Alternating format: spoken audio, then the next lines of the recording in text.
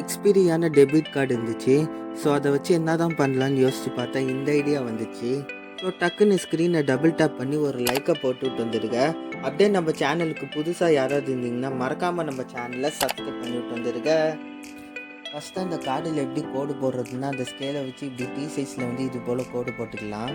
அந்த கார்டை இப்படி எண்டில் போட்டு கோடு வரைக்கும் நான் மடக்கி எடுத்துக்கிறேன். இதில் வச்சு மடக்குனா ரொம்ப ஈஸியாக இருக்கும். பாருங்கள் இது போல் அந்த கார்டில் சைடில் போட்ட கோடை வந்து சிசர் வச்சு கட் பண்ணிக்கிறேன். இது வரைக்கும் அந்த கோடு முடியுதோ அது வரைக்கும் கட் பண்ணி எடுத்துருங்க. எப்படி கட் பண்ணியிருக்கேன்னு உங்களுக்கு பார்த்தாலே தெரியும். அந்த கார்டை சென்டர் பகுதியில் வந்து வளைச்சி விட்டுக்கோங்க. பாருங்கள் இது போல் ஃபுல்லாக பிளாக் கலர் பெயிண்ட் அடித்து எடுத்துக்கிறேன். நீங்களே எவ்வளோ குட்டியாக சூப்பராக இருக்குன்னு. நம்மளோட போர்ட்டபிள் மொபைல் ஸ்டாண்டு ரெடி ஆகிடுச்சு.